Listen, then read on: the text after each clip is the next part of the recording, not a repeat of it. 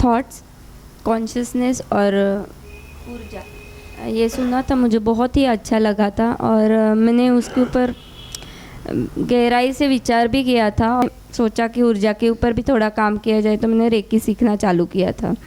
तो मुझे पता नहीं दैट इज़ गुड और bad, that I don't know. सबसे ज़्यादा अवेयरनेस ही अच्छी लगी, जिस पे काम करना चाहिए ऐसे मुझे लगता है। तो फिर जब बॉडी नहीं रहती है तो अवेयरनेस सब देख पाती है, कॉन्शियसनेस सब देख पाता है क्या?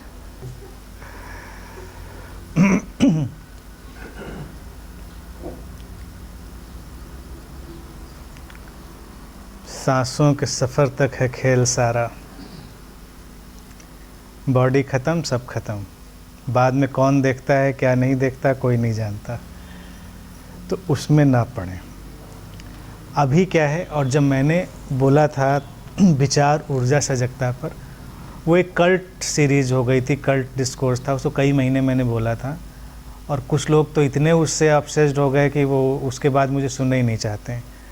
कई हमारे पुराने लिसनर हैं, वो कहते हैं बस आपने सब कुछ बोल दिया, अब आगे तो बेकार में आप बोल रहे हैं।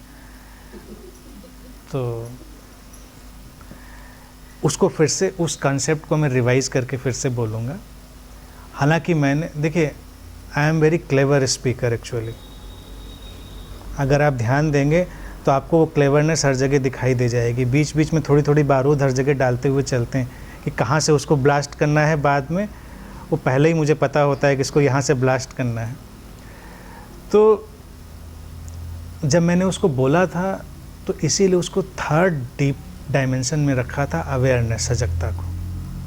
वो बताना ये चाहता था कि वही अल्टीमेट है, अल्टीमेट वो जो पार्ट ऑफ अवेयरनेस या जो कॉन्शियसनेस का पार्ट है वही अल्टीमेट है। तो हमको उसी को एक्चुअली समझना है। जब उसको हम समझ लेते हैं तो ना ऊर्जा समझने की ज़रूरत है, ना विचार में उलझने की ज़रूरत है, सब क्लियर हो जाता है। फिर इट स्टार्ट्स हैपनिंग, सब होने लगता है। तो कॉन्शियसनेस या अवेयरनेस एक ही चीज़ है, उसको समझना यानी कि अपने सोर्स में एंटर करना। ऊर्जा वगैरह की बातें भी देखिए गिमिक हैं, रेकी, प्राणिक, फेंग शुई, जितने भी ये सब आज के फेट चलते हैं, जो भी कल्ट हैं, सब माइंड गेम है और काइंड ऑफ गिमिक है। ना ऊर्जा बढ़ती है ना घटती है, जो है सो है, वो वैसे ही रहता है। वो एग्जिस्टेंशियल फ्लो है, उसमें चीज़ें आती जाती रहती हैं, हमको पता नहीं। लेकिन हम अपने जो तमाम ऐसे फेजेस होते हैं जो नेचुरली क्रिएट होते हैं, उसमें अच्छा बुरा फील करते रहते हैं। बेसिकली जब थर्ड पार्ट अवेयरनेस की आप बात देखें तो हम बहुत अवेयर होकर जीते हैं, तो हमको परवाह ही नहीं होती ऊर्जा के अप एंड डाउन की। ना हम पाना चाहते हैं, ना देना चाहते हैं, ना लेना चाहते हैं। कौन क्या दे सकता है, ना कुछ दे सकता है ना ले सकता है। प्राणिक जैसे कल्ट जो हैं, उनकी बुक्स, मैंने सब बुक्स सबकी देखता हूँ, मैंने सबका लिटरेचर पढ़ के ही बात करता हूँ। तो उसमें वो यहाँ तक भी सिखाएंगे कि पेड़ से कैसे ऊर्जा लें और कैसे कहाँ से ऊर्जा लें। सब क्या लेना है, जो मिलना है मिल रहा है, आप क्या लेंगे और क्या देंगे, ये केवल माइंड का एक हमारा गेम होता है। तो उसमें एक्चुअल में नहीं पढ़ना चाहिए। आप कूल रिलैक्स रहिए। सबसे बड़ी हीलिंग भी जो है वो आपकी एक्सेप्टेंस की है। जिस समय आप पूरे अवेयर होते हैं, एक्सेप्ट कर लेते हैं, लाइफ आपको हील कर देती है। इसीलिए मेडिकली देखिए, हीलिंग का एक जो बेस फार्मूला आप ध्यान रखें जी। ये सारी हीलिंग की तो बात करते हैं लोग, किसी बात को घुमा फिरा के अगर हम बहुत कॉम्प्लिकेटेड करके समझाएं तो पूरी किताब लिखी जा सकती है, और सिंपली समझा दें तो कई बार समझ में तो आ सकती है लेकिन लोगों को मज़ा नहीं आता। तो मज़ा आने के लिए किताब लिखी जाती है कि आप जब कई चैप्टर पढ़ के कई सिंबल्स और कई चीज़ों के साथ, तो लगता है ये अच्छी। हम देखिए फिजिकली बीमार होते हैं तो एक कॉमन रूल क्या होता है, हम भी जानते हैं, डॉक्टर भी हमसे कहता है बस सो जाए पेशेंट, नींद आ जाए, इसको नींद आ जाए तो ठीक हो जाएगा। नींद ना आना समझिए सबसे बड़ी बीमारी है, फिर तो आप ठीक नहीं हो पाएंगे। आप आराम से सो गए, बॉडी सेल्फ हीलिंग में चली जाती। क्यों चली जाती सेल्फ हीलिंग में? जो हमारा फिक्शनल माइंड है वो डिसअपियर हो जाता है नींद में। हम कोई कहानी नहीं बुनते, नो स्टोरी। अब जो एक्चुअल है सो है। अगर हम जीते जी भी जागते हुए भी अपने उस फिक्शनल माइंड को हटा पाएँ तो सारी हीलिंग। अब फिक्शनल माइंड क्या है, वो बैठे बैठे हर चीज़ पैदा कर रहा है। सोते समय क्यों बॉडी हील हुई? क्योंकि उसने कुछ नहीं किया, नथिंग। एक्सेप्टेंस के फ्लो में वो है पूरे, यानी कि यूनिवर्सल सिंक में है, कॉस्मिक फ्लो में है, तो हील हुई। जगते हुए हम सोचते हैं कि अब दवा हाथ में लेके इसका इम्प्रेशन कैसे बढ़ा दें, ज़्यादा ऑक्सीजन कैसे खींच लें, और मतलब सब क्या ज़्यादा कैसे कर लें हम।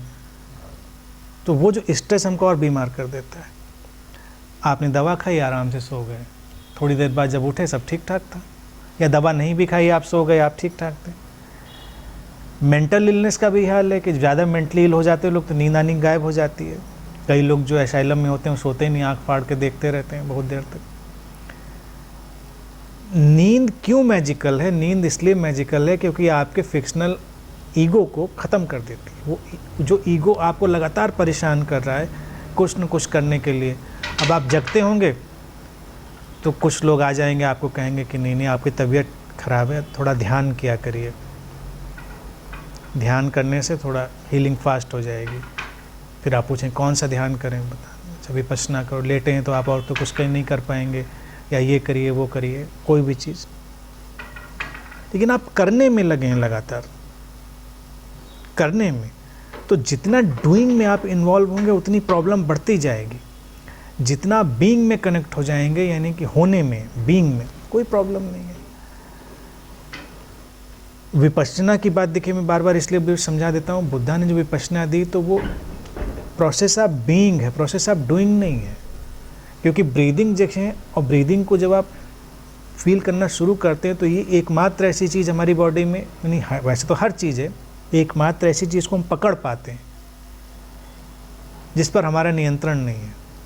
आ रही हैं, जा रही हैं, हम उसमें कुछ बना नहीं रहे हैं। सांसों में क्या बनाएंगे? 2-4 सांसें एक्स्ट्रा भी पंप नहीं कर सकते जब नहीं आएंगी, तो जितनी आएंगी उतनी आएंगी, जितनी नहीं आएंगी उतनी नहीं आएंगी। तो बुद्धा ने कहा ब्रीदिंग पर अपनी अवेयरनेस को लाइए, फोकस नहीं, अवेयरनेस को लाइए। तो लाइफ के फ्लो पर अवेयरनेस लाइए।